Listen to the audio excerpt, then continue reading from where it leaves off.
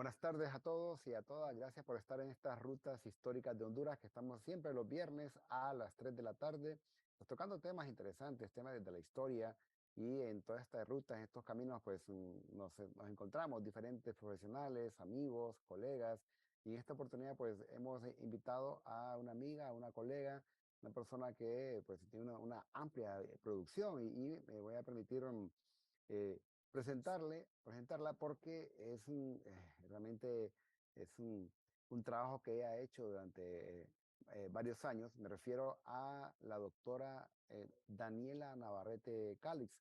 Tiene, pues, eh, es egresada desde la Universidad Nacional Autónoma de Honduras, es licenciada en Historia y al igual también tiene un máster en Historia del Arte Contemporáneo de la Universidad de Montpellier, Francia, y una maestría en estudios de las sociedades latinoamericanas con mención en geografía, planeamiento y urbanismo de la Universidad de la Sorbona de París, en Francia, y pues tiene otra maestría en máster en investigación en ciencias sociales, especialidad en territorios, espacios y sociedades, Tegucigalpa y su delirio de la modernidad, en la Escuela de Altos Estudios de Ciencias Sociales en París, Francia, y sacó su doctorado en Territorio, Sociedad, Desarrollo, especialidad en Estudios Urbanos, disertación, Tegucigalpa, Laboratorio Urbano de la Modernidad en Honduras durante los siglos XIX y XX en la Escuela de Altos Estudios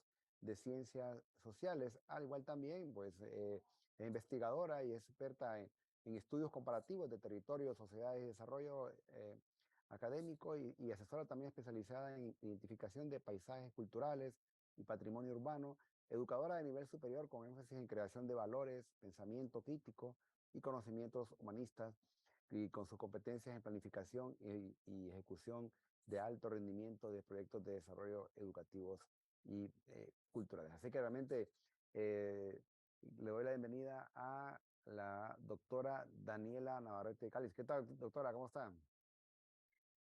Muy bien, muy contenta, complacida de compartir nuevamente en este preciado programa con este distinguido Mm.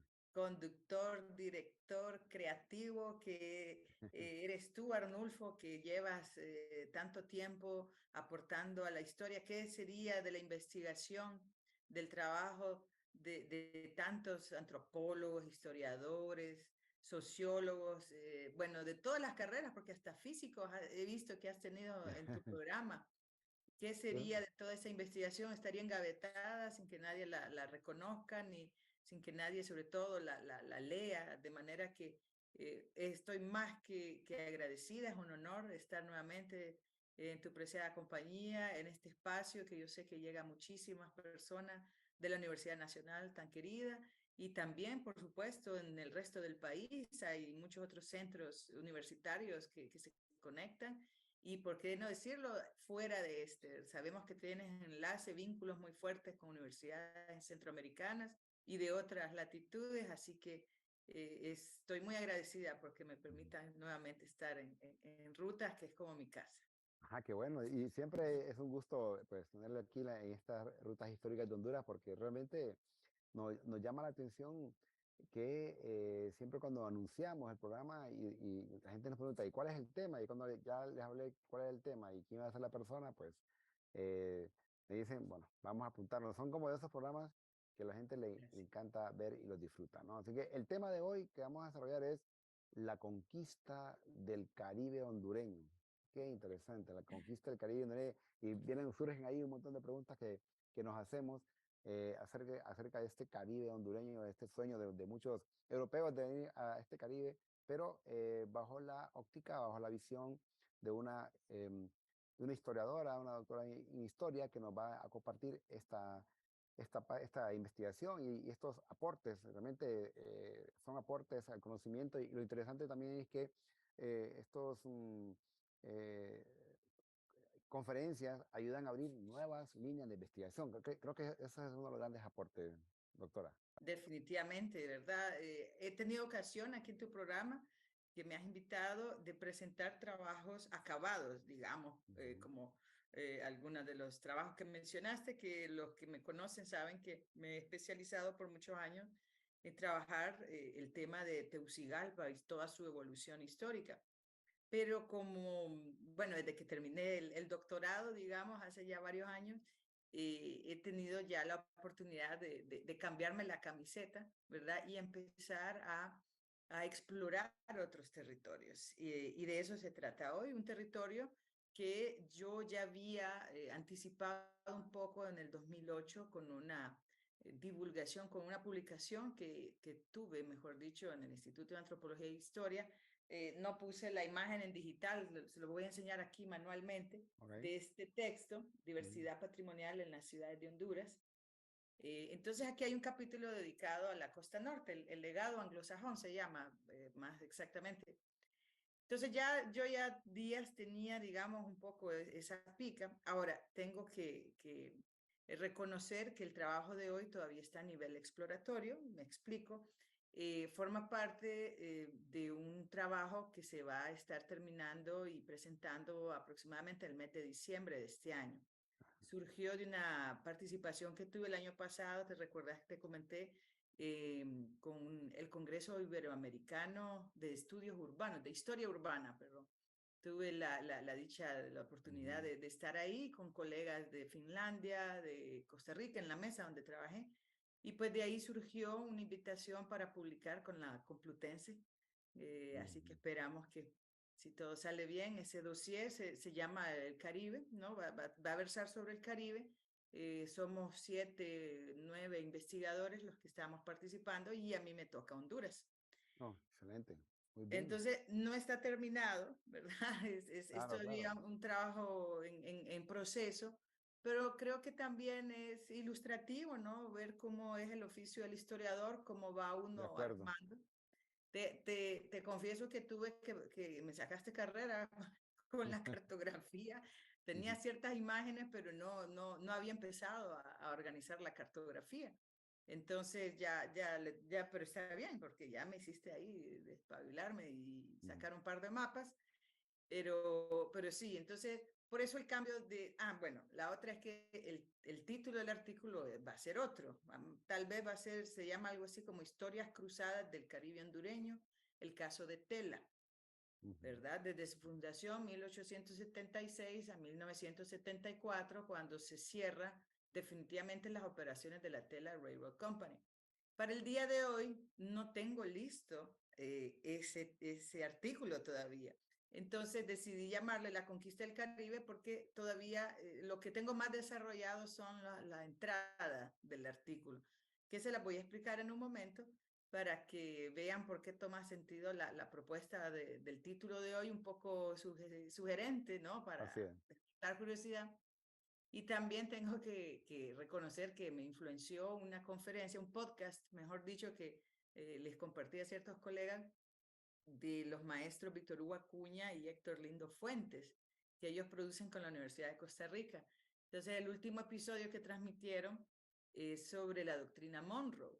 Y Ujú. eso toca mucho la historia de Tela y del Caribe, la conquista del Caribe, ¿verdad? Así es. Que no, aunque es un poco paralela a la conquista del oeste, de ahí viene el título, ¿no? El título que conocemos es la conquista del oeste de Estados Unidos, cuando viene la fiebre del oro en California y la construcción del ferrocarril que une las dos costas y todo esto. Entonces hay una cierta expansión también, bueno, no hay una cierta, hay una buena expansión hacia el Caribe de parte de los norteamericanos dentro de ese contexto del destino manifiesto, doctrina Monroe, pero también el Estado hondureño hace lo suyo, ¿no? Por tratar de incorporar tierras insumisas, ¿verdad? Sobre todo tierras que no habían terminado de ser colonizadas por los españoles, entonces correspondió al Estado hondureño y de ahí viene el nombre de la conquista del Caribe. Mm, excelente, muy bien y muy claro, realmente. Bueno, iniciemos entonces, Bueno, doctora, ah, esta gran aventura, esta ruta del sí, Caribe. sí, esta es una ruta caribeña. Ah, ya está, Arnulfo ya la tiene. Ya tiene el título, ya pronto en su Ahí estamos recorrido. bien, estamos bien, Sí, estamos bien. ahí está bien, ¿verdad? Sí. Bueno, entonces, formación obliga, ¿no? Tenemos que iniciar con un mapa.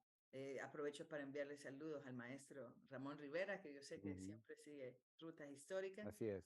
y nuestro gran maestro geógrafo. Siempre lo recordamos en cada uno de nuestros trabajos, De por todo acuerdo. lo aprendido y lo enseñado por él. De manera que, bueno, este es el contexto físico. Entonces voy a hacer una introducción, ¿verdad?, sobre el porqué de este trabajo. Y bueno, mencionaron al inicio en mi presentación que, bueno, yo soy historiadora urbana y pues siempre cuando uno analiza una región y busca las ciudades en esos mapas, ¿verdad? Y cómo han surgido esas ciudades, cómo se han ido formando, pues uno se aboca a la bibliografía. Y en el caso de América Latina, la modernidad urbana ha sido abordada por autores desde diversas perspectivas, que van desde la relación entre el urbanismo, el desarrollo, la industrialización, la circulación de teorías urbanas, las relaciones de dependencia económica, los estilos arquitectónicos, entre muchísimos otros temas. Estos análisis se elaboran bajo una sombrilla de ideas pioneras, vamos a decir, en la historiografía urbana, que muchas concurren a dos autores europeos. Una es la francesa Françoise Choët, geógrafa, y el italiano Leonardo Benevolo. El Caribe hondureño, de alguna forma, escapa a estos análisis, en tanto por mucho tiempo este territorio costero ha sido una periferia dentro de otra periferia, que lo fue la provincia de Honduras, ¿verdad? En tiempo de la administración hispánica. Entonces, es por lo que la modernidad urbana experimentada en esta región no inició en el siglo XVI, como es el caso de todas las otras fundaciones que se dan en Guatemala, en Salvador, en la misma Honduras, ¿verdad? Recordemos la ciudad de Comayagua, de Ujú. Choluteca, Tegucigalpa, etcétera. Sino que es una urbanización que se va a experimentar hasta inicios del mediados del siglo XIX, inicios del siglo XX, ¿verdad? Eh, Ahora, en ese momento ya no estamos hablando de la administración española, sino que vamos a tener en ese territorio el cruce de dos visiones de modernidad urbana. La primera es la visión de los gobernantes liberales hondureños, quienes, muchos lo saben, privilegiaron las concesiones de territorio para la agroexportación de frutas, sobre todo la banana, y esto propició también que modernizaran las comunicaciones y la urbanización de zonas despobladas. En un momento les voy a mostrar cómo el Estado hondureño hizo eso. Para ello también se valió desde el punto de vista estilístico del neoclásico, sobre todo en la construcción de edificios y espacios públicos. Esto lo hicieron a la imagen de otras repúblicas. De esto he hablado en otros temas también ampliamente, que van construyendo este nuevo Estado independiente en base a la imagen del neoclásico a nivel de estilo arquitectónico. Bien, esta es una visión. Ahora, esta visión de modernidad urbana cívica, vamos a decirle, se le juxtapuso a esta visión otra visión de urbanismo moderno, y es el que trajeron las empresas bananeras norteamericanas, que van a estar presentes en la región desde finales del siglo XIX también, pero sobre todo en el siglo XX. Estas empresas no fundan ciudades como lo habían hecho los españoles o el mismo Estado hondureño, sino que más bien se adosan, ¿verdad? En zonas americanas, barrios americanos, tiene diferentes denominaciones en el Caribe, o company towns también se le puede decir en inglés, se adhiere a otro tejido urbano existente. Esto se aplicó en estos barrios urbanos, barrios americanos, van a aplicar otro tipo de urbanismo, el anglosajón, más funcional, con nuevos materiales y tratamientos estilísticos, un poco de aire victoriano, aunque nuevas investigaciones, sobre todo en Cuba, pues estamos hablando incluso de un estilo colonial. Pues parece que es bien interesante, hay indicios de que las empresas bananeras estaban fascinadas por el Imperio Británico, precisamente, de manera que van a copiar mucho la arquitectura presente en las islas de Commonwealth, que todavía están en el Caribe, sobre todo Jamaica. Así que ese es un nuevo aporte que esperamos poder hacer. Estas zonas americanas van a ser islotes dentro de las ciudades hondureñas y evidenciaron en lo urbano las características del enclave económico, es decir, la existencia de una economía autónoma dentro de otra. La ciudad es reflejo de cómo estamos organizados como sociedad. Se trató de un fenómeno de dos ciudades en una o historias urbanas cruzadas, que ese es el título de mi artículo para diciembre. Son dos sociedades complementarias en lo económico, pero segregadas en lo urbano. Y en esencia en lo étnico-social, porque esto también va a ser bastante notable, que no solamente es en lo urbano, sino que también hay una diferencia étnica-social de quienes habitan las zonas americanas, que son los norteamericanos, y la otra ciudad hondureña, que es donde está la población nativa, vamos a decir. Y esto se da, no es al azar, esta segregación espacial y étnica social, puesto que estamos hablando de los años de las políticas Jim Crow en Estados Unidos, y de alguna forma hay una prolongación de estas políticas racistas que están, justamente se construyen en esa década de los años 10, 20, 30 en Estados Unidos. Entonces, ese es un poco nuestras premisas de partida. Luego viene la organización de la investigación que pues corresponde a una metodología, una organización, digamos, bastante clásica de investigación. Voy a ir dando la organización sobre la marcha a partir de la imagen. Iniciamos con una introducción, ¿verdad? Donde lo clásico, ¿no? Una introducción antropológica, Así es. geográfica, perdón, primero geográfica, histórica y antropológica. Entonces, estoy usando un mapa ya bastante viejo, proviene de las investigaciones de Linda Newsom.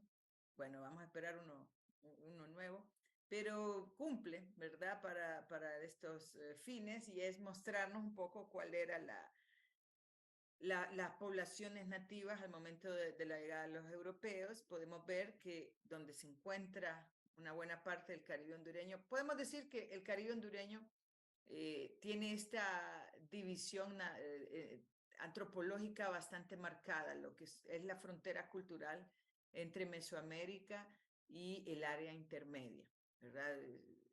Los antropólogos han avanzado muchísimo en sus investigaciones. Ya sabemos que estas líneas son mucho más fluidas y mucho más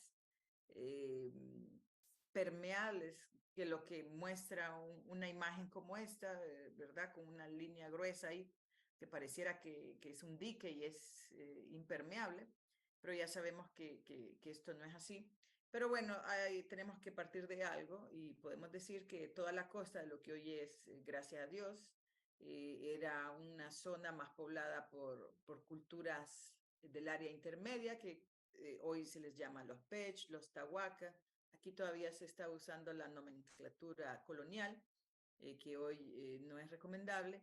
Y pues son grupos, tribus seminómadas, cazadores-recolectores, pescadores, más entregados a la vida tribal a nivel de organización.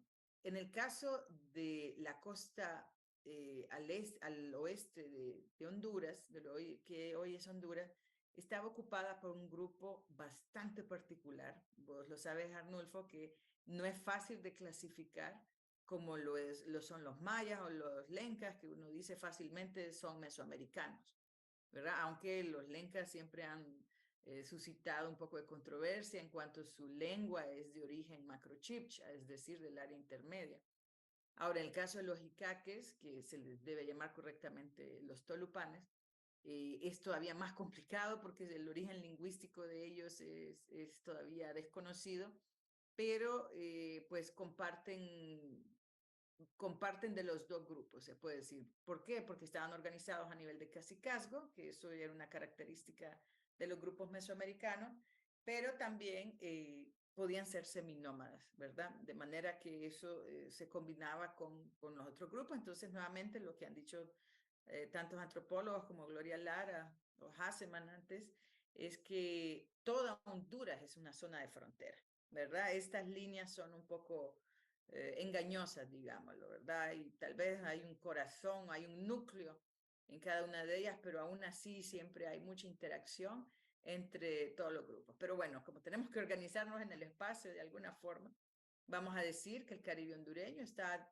poblado por grupos macrochibchas del área intermedia en el lado este y por grupos más afines a las culturas mesoamericanas, sobre todo teniendo en cuenta que la fuerte civilización maya está situada en esta zona y podemos verlo también que comparten espacio en islas de la bahía. Entonces es una zona muy rica, mucha interacción, hay muchísima investigación arqueológica que habla al respecto. Sin embargo, yo quería únicamente mostrar pues que esta era la riqueza y la diversidad étnica al momento del contacto con los españoles en el siglo XVI. Si querés, pasamos al siguiente. La geografía, la naturaleza hace muchísimo para la sobrevivencia de estos grupos, mucha riqueza para la pesca, para la caza. Bueno, di un salto gigantesco para mostrar un poco, aquí me falta un poco completar anteriormente, ¿no? La cartografía, Lope de Velasco, sin duda, todos los mapas de la audiencia de los confines, de la audiencia de Guatemala, tenemos a Díaz Navarro, a Pedro Mártir de Anglería. Son mapas muy importantes porque ahí empieza a aparecer el nombre de Triunfo de la Cruz, que es el lugar que nos trae esta tarde a este programa. Triunfo de la Cruz fue fundado por Cristóbal de Olid en 1524. Es una fundación bastante turbulenta, por decirlo, puesto que Cristóbal de Olid va a ser ajusticiado por otros de sus paisanos por no haber seguido las instrucciones de sus autoridades. Él venía de La Habana, venía de la gobernación de Cuba y pues rápidamente se desató lo que no va a ser extraño en el territorio de la provincia de Honduras. Van a surgir estos altercados entre los conquistadores, de manera que el Triunfo de la Cruz, como el nombre lo indica, probablemente se fundó el 3 de mayo, que es el día de esa fiesta, se funda por esta zona. Rápidamente va a ser incorporado en toda la cartografía como Triunfo de la C. Ahora, aquí quiero hacer una pequeña pausa y mostrar, como les dije, el día de hoy es una presentación un poco ortodoxa, puesto que es un trabajo en construcción. Me gustaría referirme a las fuentes que he estado utilizando y ha sido muy agradable. Miren cómo viene este libro todavía con todas sus marcas de lectura que le voy dejando. Este libro es sumamente interesante, creo que se puede ver el título ahí. Es de el investigador norteamericano Troy Floyd y se llama La Mosquitia, un conflicto de imperios. Realmente este es un libro esclarecedor para entender toda la dinámica que se va a desatar en la costa norte. Explica pues por qué no va a ser posible esa colonización española como la pudimos ver claramente en la parte centro, en la parte sur, en la parte occidental, donde se levantan redes urbanas claras, ¿no? Por ejemplo, la que se establece entre Puerto Caballos con San Pedro de Puerto Caballos, comunicándose con Comayagua, o la que se teje entre Tegucigalpa, Choluteca y El Realejo, o la otra red que se teje entre Gracias y posteriormente cuando se funda Trujillo, aunque Gracias con mucha comunicación además con Guatemala. De manera que es claro ver cómo se va articulando ese territorio y cómo la costa va quedando fuera, la costa y todo el oriente del país, de lo que hoy es Honduras. Entonces, el libro de Troy Floyd nos permite entender toda esa dinámica y el título está muy bien puesto, un conflicto de imperios. La Mosquitia o el Caribe van a ser una zona donde primero chocan los intereses de los mismos conquistadores españoles, como le sucedió al desafortunado Cristóbal de Olid. Pero después va a ser el conflicto entre España e Inglaterra. Ya desde 1543 empiezan los primeros ataques de corsarios, ¿verdad? En este caso fueron de corsarios franceses a las costas del Caribe, lo que determinó las políticas de poblamiento y de defensa, ¿verdad? Recordemos, ahí están construidas las fortalezas en Omoa, en Trujillo, precisamente para repeler ataques de los piratas, pero esto contrajo también a la población española, ¿verdad? No, por eso, fundaciones de 1524 como Triunfo de la Cruz no van a sobrevivir, van a ser rápidamente abandonadas porque estaban demasiado expuestas a los ataques de los piratas. En 1667 ya se comienza a ver el debilitamiento del Imperio Español porque acepta por primera vez desde el Tratado de Tordesillas la presencia de una tercera potencia en el Nuevo Mundo. Recordemos que el Tratado de Tordesillas de 1497 entre España y Portugal pues acuerdan dividirse América, ¿no? Brasil para los portugueses y el resto para España. Entonces ya en 1667 esa hegemonía binacional se quiebra para que entre un tercer actor que se mete a los codazos, que es Inglaterra. El desprotegido imperio español está minado de intrusos que se aliaban con las tribus locales a cambio de armas y alcohol para continuar avanzando y afianzando posiciones. Acaban de describir el nacimiento de los misquitos, ¿verdad? Aliados de los ingleses, que van a ser los grandes enemigos del imperio español desde su origen. Pues esto se ubica en las costas de Honduras, ¿no? De la mosquitia hondureña, porque recordemos que también hay mosquitia nicaragüense. Y en ausencia de una conquista española efectiva, las tribus selváticas sellan su suerte aliándose con los ingleses. Desde el enclave de Black River, que es una población muy fuerte que va a estar al este de Trujillo, es una población inglesa en la costa continental de la provincia de Honduras. Desde ahí los contrabandistas ingleses, porque habían intereses económicos, claro, dirigen a sus aliados, los ambos misquitos, perdón, y que navegan por el río Leán hacia el interior de Honduras. No solamente van para atacar a los españoles, también hacen redadas de esclavos, ¿verdad? Tristemente son muy conocidos en los documentos que dan cuenta de cómo los ambos misquitos esclavizaban a los otros grupos indígenas. Notablemente los tolupanes van a ser seriamente diezmados por este tráfico. Ya lo habían sido por el tráfico esclavo español en un inicio, pero lo van a seguir siendo bajo los ataques de los ambos misquitos que eran dirigidos por los ingleses. Entonces este es un poco el contexto. Hay más tela que cortar, sin duda, pero esto es. No quiero terminar el periodo español sin referirme a dos temas bien importantes. Uno es la llegada en 1797 de los garífunas. Voy a tener que dejarlo solo abierto ese tema, pero yo sé que muchos conocen cuál fue la dinámica desde San Vicente, el conflicto con los ingleses, los garífunas se alían con ellos, son derrotados por los ingleses y en represalia pues son deportados a las islas de Roatán, que han sido también espacios donde los ingleses se han fincado, es decir, han puesto ya unas pequeñas fortines o unos pequeños fuertes, mejor dicho, ¿verdad? Famoso es el de Port Royal, que estaba ahí en Isla de la Bahía, en Roatán. Entonces ellos van y descargan a estos indeseables, como les decía, estos deportados garífunas, primero en la isla de Roatán, en Punta Gorda, pero en unos cuantos años piden permiso a los españoles para que puedan ser trasladados a la parte continental.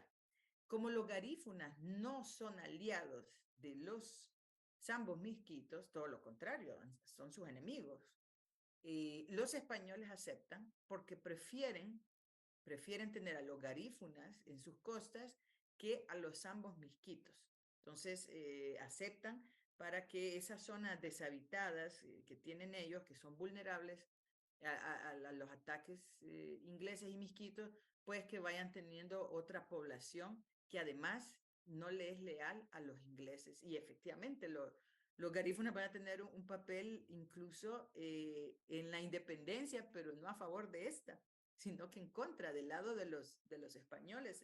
Se funda un famoso destacamento que se llamaba las Tropas Morenas Auxiliares de la Corona, ¿verdad? Esta comunidad ganó el reconocimiento español y repelieron una invasión de independentistas que llegaba desde Venezuela en 1820. Bueno, eso era una parte colonial que les quería mencionar, y la otra también muy importante, bueno, es más bien sobre la bibliografía en general, sobre tela que estoy usando, no es sobre el periodo colonial, sino que en general es estos dos libros, que es bien lindo porque son padre e hija. Se trata de Rafael Ángel Elvir, que escribió La Vía de Triunfo de la Cruz en la Historia, un libro muy completo, muy interesante, y podemos decir que ha sido actualizado por su hija Edenia Elvir Batres de Delgado, que escribió Tela, Fundadores y Constructores. Estos libros son relativamente fáciles de adquirir. Bueno, entonces, este es el contexto en el que se va levantando Tela. ¿Por qué es importante? Porque los garífunas van a fincarse precisamente en ese lugar que los españoles habían abandonado. En 1807, dice Anguiano, ya se habían establecido morenales en las orillas del río Gilantrique, que es uno de los dos ríos que están ahí en esta población. Y bueno, no les fue muy bien por haberse aliado con los españoles, porque como ya sabemos, en 1821, efectivamente Honduras se independiza de España, y van a ser un poco intimidados, sobre todo durante el siguiente periodo de la independencia, en donde hay muchos conflictos, que es la Federación. Y pues a pesar de que, porque se unieron otra vez a los españoles en tiempo de la Federación, los garífunas, al mando de el coronel Ramón Gómez, si no equivoco, y pues al ser derrotados, a pesar que Morazán les perdonó, ellos estaban muy desconfiados por experiencias en otros lugares y decidieron migrar masivamente a Belice. Entonces, esto explica un poco esta diáspora garífuna que se va dando a lo largo de toda la costa del Caribe hondureño, guatemalteco y de Belice, y también hacia el lado de Nicaragua, pero fue sobre todo hacia Belice que ellos migraron. Bien, si me muestran una imagen, por favor, para dejar de aburrirlos con esta división. Sí. Bien, creo que necesito volver un poco al mapa anterior. Ok. Claro, parece igual pero son dos diferentes. Uno es el de 1826, si no me equivoco. Podemos verlo otra vez. Entonces, es rápido, 25. Va cambiando, va evolucionando no es la geografía, lo que evoluciona es la administración pública, ¿no? Entonces, en 1825 teníamos, ¿cuántos departamentos? Lo puedo ver atrás otra vez, ahí está. Recordemos que los españoles organizaron el territorio en la gobernación de Honduras, que se componía básicamente por, bueno, estaba este corregimiento de Tencoa, que hoy es Santa Bárbara, Comayagua, que comprendía Gracias, Comayagua, la alcaldía mayor de Tegucigalpa, que comprendía Tegucigalpa, Choluteca, Olancho, que siempre fue Olancho, pero adscrita a Comayagua, y esto se llamaba la Taguzgalpa, ¿no? Los territorios insumisos. Ya en 1825, ya estamos en los primeros años de la independencia, vemos cambios de nomenclatura, ¿verdad? Se crea, ya no se dice Tegucigalpa, sino que se dice Lloro, Santa Bárbara, Gracias, Comayagua, Tegucigalpa, Choluteca y Olancho. Nótese que Islas de la Bahía no está incluida, porque sigue en manos de los ingleses. Sigamos, el siguiente mapa. Ya 1906, ya han pasado varias décadas y podemos ver cómo se va complejizando la administración del país. ¿Qué significa esto? Pues que ya se están articulando mejor los territorios, ¿verdad? Ya no es suficiente tener un mega departamento de Lloro, sino que aquí ya podemos ver 1906, ya aparece Lloro, Atlántida, que fue creada en 1890, en la década de los 90, por ahí tengo el dato, y Colón, ¿verdad? Ya aparece. Recordemos que gracias a Dios va a ser el último departamento en ser incorporado, eso falta todavía en tiempos de Vida Morales, queda un poco fuera de esta parte del estudio, pero notemos que ya Islas de la Bahía está incorporada. Y este es un momento muy importante, este es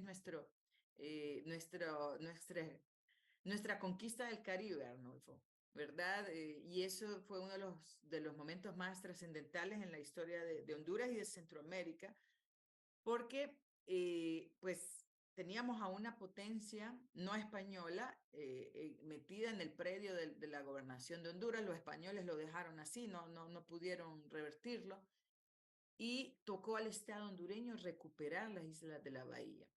Antes de hablar de José Santo Guardiola, que es el presidente que logró esta reincorporación, tenemos que irnos a política, a diplomacia internacional, ¿verdad? El destino manifiesto ya era una política, la doctrina Monroe también lo era desde 1823, 2 años después de nuestra independencia. Los Estados Unidos ya ha definido su mirada hacia el resto de América, y eso se resumió en la frase América para los americanos, que ya sabemos que quería decir norteamericanos, no todos los americanos. Y pues esto define, número uno, este es un episodio que a veces no estamos muy familiarizados desde las aulas en Honduras, pero en 1814 los ingleses destruyeron la capital de Estados Unidos, Washington. Después de ese momento traumático, 1814, los Estados Unidos pues se define por esta política de fuera potencias europeas de América, ¿verdad? Y no solamente es Inglaterra, está la adquisición de Luisiana previamente, la compra de Rusia, la compra de Alaska a Rusia, perdón, y así una serie. Bueno, a España le terminan arrebatando Puerto Rico, Cuba misma, a Filipinas en el lado asiático, de manera que hay una política bastante agresiva para la expulsión de las otras potencias. 1850 es el momento que definió la salida de los ingleses, y es la firma del tratado Clayton-Burwell, en el cual se dice, pues se define que los ingleses ya no tienen legitimidad en estos territorios.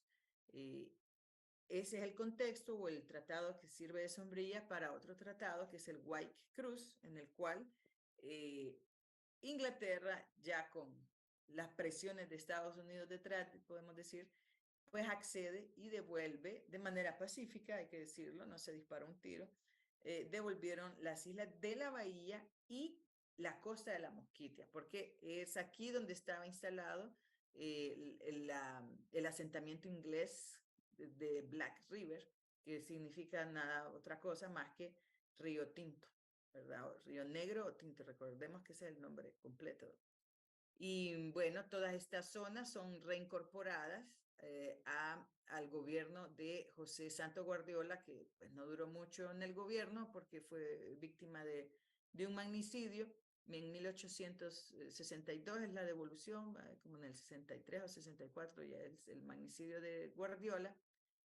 Y va a ser el presidente José María Medina el que va a iniciar, entre una de sus políticas más claras fue la Ley de Extranjería y Migración de 1866. Vemos una sucesión de eventos políticos internacionales y nacionales que van a detonar pues en políticas claras para incentivar la llegada de población, porque de eso desde el tiempo de Carlos V y seguramente mucho antes se definió que gobernar es poblar. De manera que había que ocupar esos territorios de manera efectiva. Nada fácil porque los caminos, como el viejo camino real que llevaba de Trujillo a Lloro, pues sufría muchísimo con los temporales, y básicamente teníamos como dos islas, se puede hablar de un aislamiento tal entre Puerto Caballos y Puerto Trujillo. Lo que había en medio era pantanos, tierras inhóspitas, grupos selváticos no muy afines a intercambiar con las otras poblaciones ladinas, es decir, de mestizos o de criollos. Entonces, pues eso hace que una zona esté completamente desarticulada, y Medina va a tratar de revertir eso. Él va a ser el que va a propiciar nuevas fundaciones que van a ir dándose poco a poco. Voy a acudir a un libro porque no recuerdo de memoria tantas fechas, pero por aquí en diversidad patrimonial hemos señalado un poco toda esa expansión o esa conquista del Caribe que se va dando con estas poblaciones. A ver si quieren aparecer.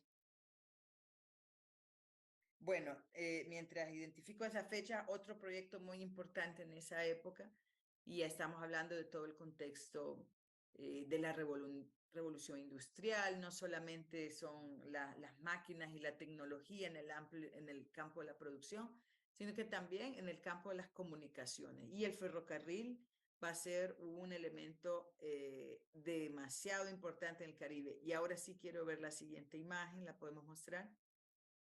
Vamos a ver todos los intereses que van a tener, sobre todo los norteamericanos, los estadounidenses. Recordemos, doctrina Monroe, quieren a las demás potencias fuera, entonces ellos quieren articular todas las rutas del comercio, sobre todo el marítimo, de manera que estos son todos los puntos para hacer tránsito interoceánico de estos productos, que ellos ya están consolidando. Estas rutas se consolidan en la medida que Estados Unidos consolida su conquista del oeste. Ya tienen su ferrocarril de costa este a costa oeste, y además de eso se desata la fiebre del oro en California a partir de 1848, 1850. Recordemos que los mexicanos han sufrido también esta doctrina Monroe y este destino manifiesto de expansionista imperialista, de manera que han perdido tierras como Texas, como Nuevo México, como California, que es donde precisamente estaban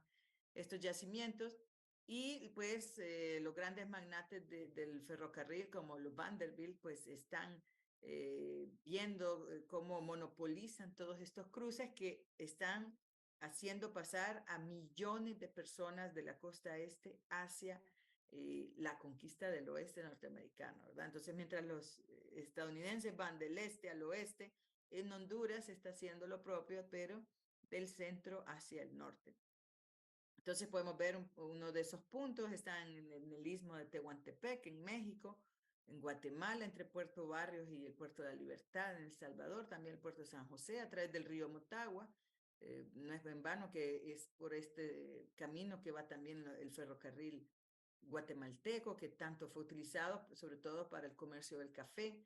Honduras todavía se llamaba Puerto Caballos, pero después es renombrado a finales del siglo 1898 más o menos en Puerto Cortés, con puerto en La Unión, en El Salvador. Ya ha desaparecido el Realejo, que era el puerto que se usó todavía hasta 1850, y eso se debió a otro motivo, y esto fue un motivo también de toque militar, y es que en esta época hay un aventurero norteamericano que invade Nicaragua, se proclama presidente, proclama el inglés como la lengua oficial de Nicaragua y declara legal la esclavitud, ¿verdad? Entonces, esto se da en 1850 y apoyado de alguna forma por otros empresarios estadounidenses para poder desarrollar la llamada ruta interoceánica por el río San Juan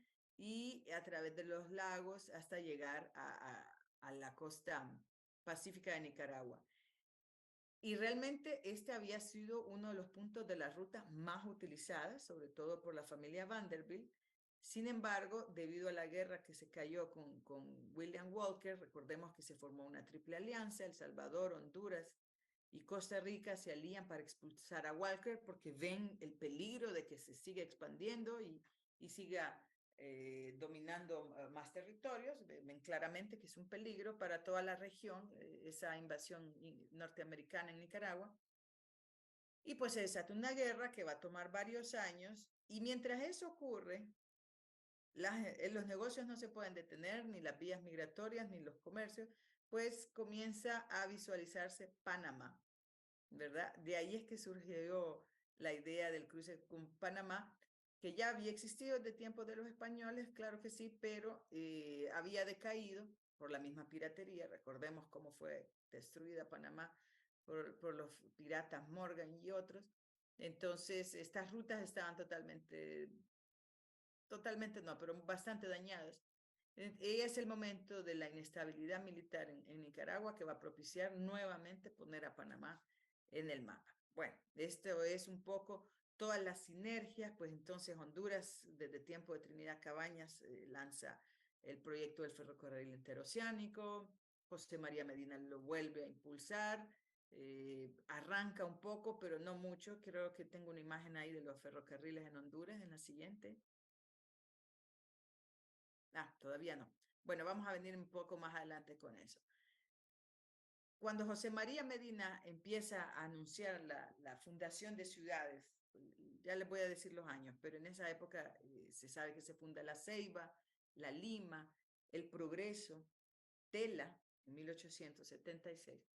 Entonces, ¿cuál es la imagen de ciudad que quiere construir? No solo José María Medina, sino que todas las nuevas repúblicas independientes en América, pues es la imagen de ciudad que se está construyendo, sobre todo en París, ¿verdad? Como la imagen que tenemos ahorita, es un antes y un después de la misma calle en París, lo que había al tiempo de la revuelta de 1848 y cómo la autoridad francesa pues toma la decisión de que la ciudad tiene que observar medidas más higienistas, de sanidad, con uso de acueductos, con alineaciones urbanas también, geométricas, con estilos estilísticos, perdón, con estilos arquitectónicos que les permitan dar un ambiente ordenado, pero también armonioso. Podemos pasar a la siguiente imagen.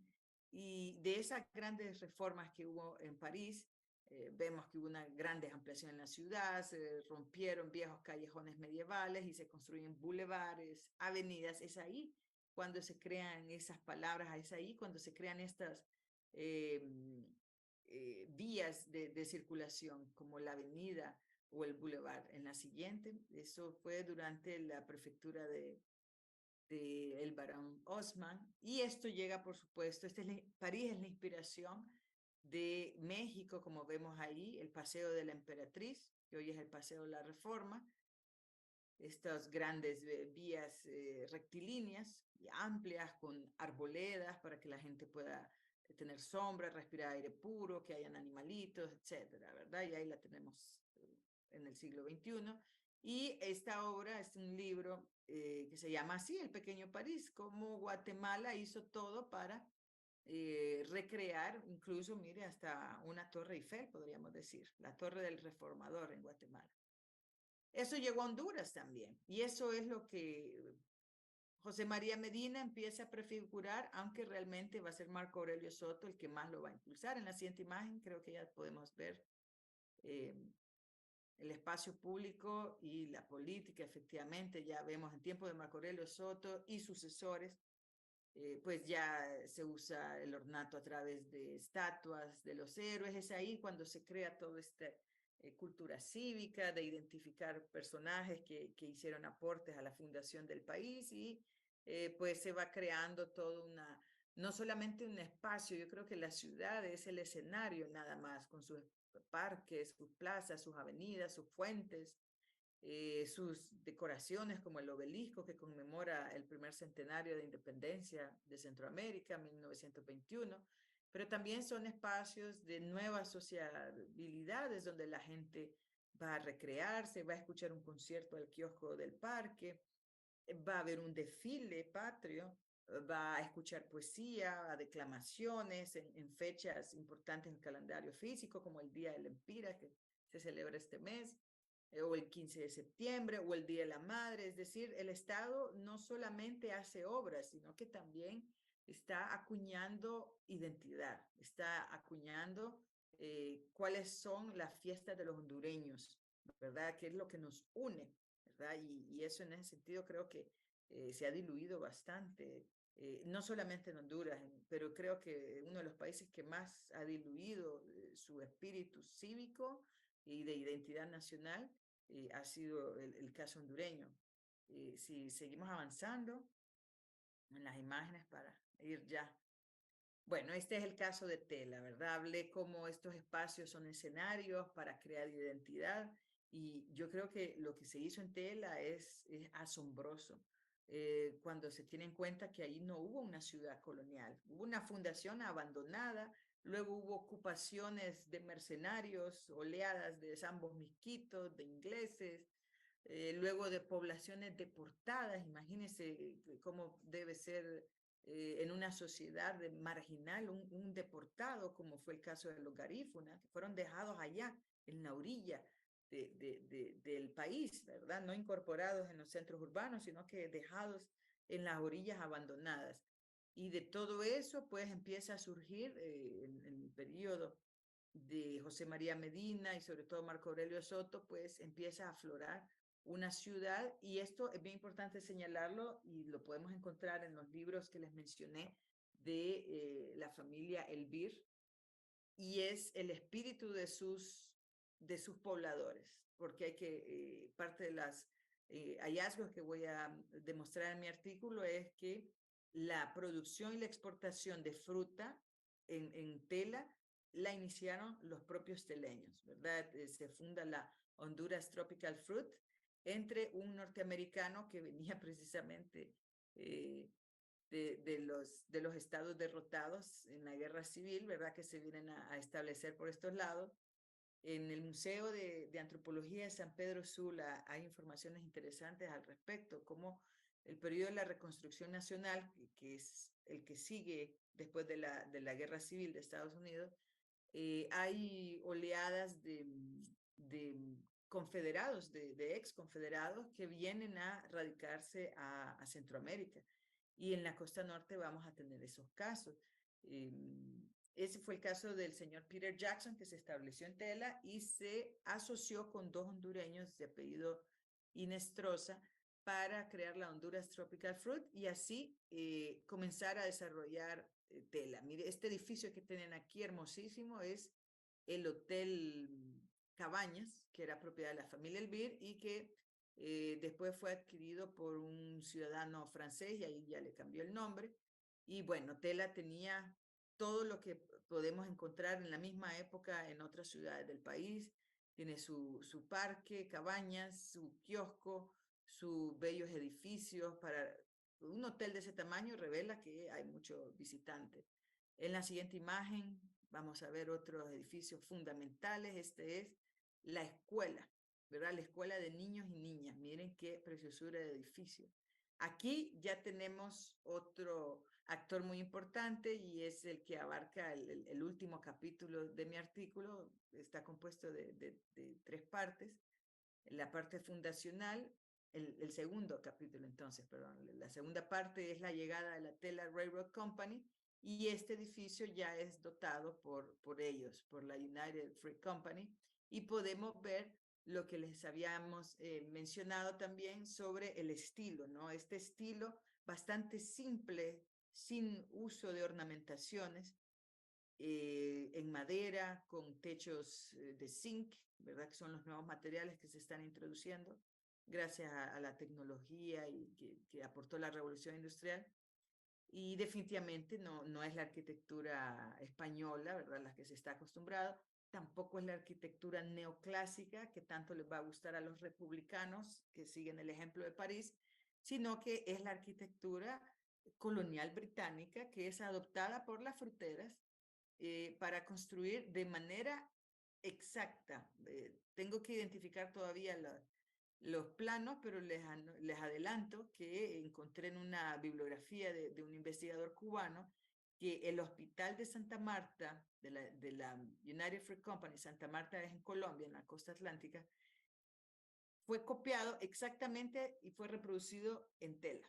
El hospital que estuvo en tela de la compañía es copia del que estuvo en Santa Marta. Ya no existen, pero en los planos se pueden ver y en fotografías viejas. Entonces, ahí empieza a emerger la ciudad yuxtapuesta, ¿no? Ahí viene el cruce de visiones de la ciudad republicana neoclásica que estaba construyendo los hondureños y este cruce con la visión de modernidad urbana de las compañías fruteras. Podemos seguir viendo imágenes, un poco más de esto. Bueno, esto, ahí lo dice el título, la costa norte antes de las bananeras, eso era lo que había. Por eso hablo de la conquista del Caribe. Conquista desde el punto de vista de esta doctrina Monroe, ¿no? De este destino manifiesto, o podríamos citar también a Domingo Faustino Sarmiento, ¿no? Es la civilización versus la barbarie. Entonces, esto es lo que los gobernantes querían revertir. Sigamos en la siguiente imagen. Ya estamos concluyendo. Claro, ¿verdad? Más, esto es en el río Luga, ¿verdad? Más casitas de Manaca. Estos son imágenes grabadas de finales del siglo XIX, ¿verdad? Unos años antes de la llegada de las bananeras. Claro, imagínense la cantidad de enfermedades, de vulnerabilidad a las inundaciones. No habían acueductos, no habían rellenos sanitarios, eran unas condiciones que permitían sobrevivir a unos pocos habitantes, pero no permitían ningún tipo de crecimiento. Siguiente.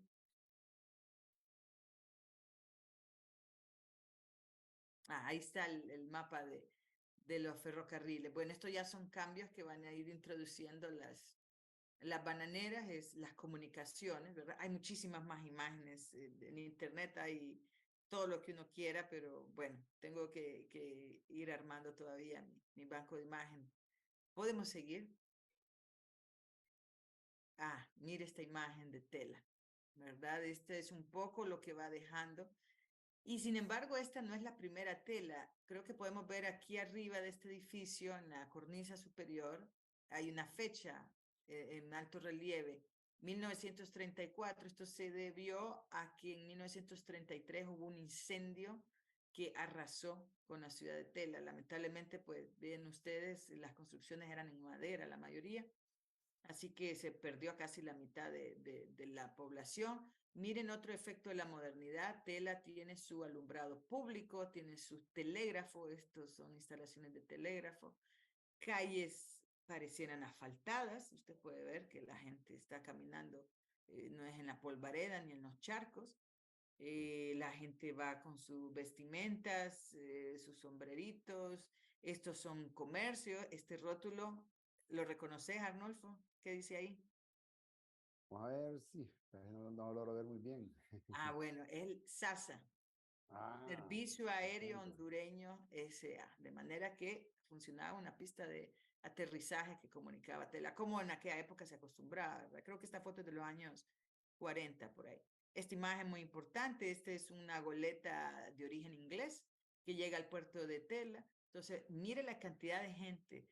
Tela era un emporio, ¿verdad? De comercio, pero no solamente comercio, no solo bienes, llegan personas, también llegan ideas, llegan hábitos, culturas diferenciadas, que eso lo vamos a ir viendo también en la última parte de mi artículo, que ya para el día de hoy todavía no se las puedo presentar, está muy embrionaria, pero pues vamos a hablar de toda esa hibridación cultural, ¿no? Que va a traer todas estas llegadas de migrantes. Creo que ya para terminar, Arnulfo, podemos ver otras imágenes.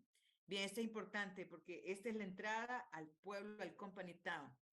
Esto es lo que hoy ocupa exactamente el Hotel Villa Estelamar, Mm. ¿verdad? Tenemos la suerte en Honduras porque los company towns se han perdido mucho en las otras regiones donde estuvo el capital bananero, ¿verdad? Les mencioné Santa Marta, esto es en Colombia, esto prácticamente ya no existe en Santa Marta, ¿verdad? En Costa Rica también, porque por otras razones, la plaga de la cigatoca el mal de Panamá en Costa Rica obligó que las bananeras se trasladaran del Atlántico al Pacífico. Y ahí eso ya hubo otra configuración urbana. Nicaragua casi no tiene, ni Guatemala. Sí, Guatemala tiene un poco, pero es en Honduras donde está más preservado, ¿verdad? Este estilo de construcción. Tuve que meter una foto de la Ceiba porque no tenía un plano más de frente, pero si vemos esa construcción en la Ceiba, es muy similar a las que están en Telamar, ¿verdad? Que es donde estaba el Company Town. También las podemos observar en la Lima, en la zona americana, ¿verdad? Que sigue vigente. Y bueno, ahí es donde va terminando el artículo. En 1930, la Tela Railroad cierra y traslada sus operaciones de Tela, las traslada a La Lima. Y eso va a significar, todavía van a mantener sus operaciones en Tela, es solo que ya los ejecutivos, los altos funcionarios ya no van a estar en Tela, sino que se van más a La Lima, lo que se entiende, porque La Lima va a ser como el Company Town de San Pedro, ¿verdad? Ya Tela es muy pequeño y se mudan para La Lima para estar más cerca de todos los servicios y facilidades que da San Pedro, pero va a seguir funcionando. El golpe de gracia va a comenzar en 1954, ¿verdad? 1954, sí, la huelga bananera, ¿verdad? Ahí ya se empieza a marcar el declive de las bananeras que finalmente van a salir, van a cerrar totalmente operaciones en Tela en 1974. Pues el hotel se pone a funcionar un par de años después. Esta es otra parte significativa de la segregación urbana y es el barracón. Es decir, así como los ejecutivos norteamericanos no se mezclaban con los hondureños, los empleados de escalas inferiores, de categorías como los que cortaban, los veneneros, los que aplicaban el veneno, todos los campeños, ¿verdad? Ellos vivían, sí, en instalaciones cómodas, higiénicas, con muchos de los servicios mínimos, ¿no? Que ofrecían o que gozaban los mismos norteamericanos en sus planteles, pero más sencillos y sobre todo separados, ¿verdad? Va a haber esta distinción socioespacial, pues que no es exclusiva tampoco de los norteamericanos, ¿verdad? Eso se vio también en las diferentes segregaciones que aplicaron los españoles, por ejemplo, en la ciudad colonial. Y los podemos ver hasta el día de hoy, ¿verdad? Cómo nuestra sociedad, cómo nuestras ciudades se dividen en circuitos cerrados, en colonias marginales, en barrios intermedios, en barrios de clase media. Así que es ir viendo un poco cómo se va evolucionando en formas, pero que en el fondo más o menos mantenemos las mismas necesidades y las mismas respuestas. Y creo que ahí ya termina, Arnulfo. Bien, ha estado muy interesante, todo un recorrido por esa costa norte, realmente que tiene su historia. Por momentos sentí cuando estábamos en el puerto como que estaba en un puerto, no sé, allá por Londres, un puerto de esto, ¿no? Realmente se ve la Transmite diferencia. ese ambiente, Exacto, definitivamente. exacto. Tela y Ceiba, Arnulfo, fueron muy cosmopolitas. Mm. O sea, nada que envidiarle a un Nuevo Orleans, por ejemplo. Interesante, bien Sí. interesante. Bueno, doctora Navarrete, nosotros realmente estamos muy contentos. Sabemos que hay mucha gente que va a hacer preguntas y ahí vamos a irlas respondiendo. Y siempre agradecido con usted con este aporte, realmente lo disfrutamos, nos ha sabido llevar. Y si esta es la exposición, ya uno se pone a pensar cómo será el artículo, decir, obviamente que es más completo y como lo comentamos al principio, este tipo de investigaciones llama a nuevas investigaciones, a ver nuevos caminos. Creo que ese es el gran legado de las investigaciones y sobre todo usted como una mujer historiadora que aporta mucho a la investigación histórica de nuestro país. ¿Sí? Un mensaje a todos y todas, sobre todo la juventud, esos historiadoras que se están formando, ¿no? Para que sigan ese ejemplo. Bueno, pues que no se desanimen, que hay demasiado campo virgen que investigar en la historia de Honduras y que una buena manera de tomar ideas, ¿verdad? Que a veces uno está corto de creatividad, es precisamente a abocarse a programas como Rutas Históricas, porque aquí se habla de todo con nivel, con un buen anfitrión, así que aquí se pueden llevar las buenas ideas para su investigación. No, muchas gracias y para nosotros también ha sido un gusto, un privilegio, un honor de poder tenerla acá en estas rutas históricas de Honduras y Gracias. como usted mismo lo dijo al principio, es parte, siempre tiene estas puertas abiertas y gracias por estas contribuciones que incluso son todas estas conferencias, estas pláticas, conversatorios son usados en las diferentes clases de nuestra Universidad Nacional Autónoma de Honduras y también de las otras universidades alrededor de las privadas y públicas, porque nos han reportado algunos docentes que llevan nos van siguiendo en estas rutas históricas de Honduras. Así que muchas gracias de nuestra parte. Y le Mucho recuerde gusto. que siempre tenemos las puertas abiertas para usted en estas rutas históricas de Honduras. Con mucho gusto. Gracias. Bueno, Gracias. y a ustedes, gracias por seguirnos en esta ruta histórica de Honduras. Nos vemos el siguiente viernes, siempre a las 3 de la tarde, con temas interesantes, temas que nos van a ayudar a fomentar nuestra identidad que tanto necesitamos en nuestro país. Que tengan una feliz tarde, un feliz fin de semana. Nos vemos el siguiente viernes. Soy Arnulfo Ramírez de la Costa. Hasta pronto.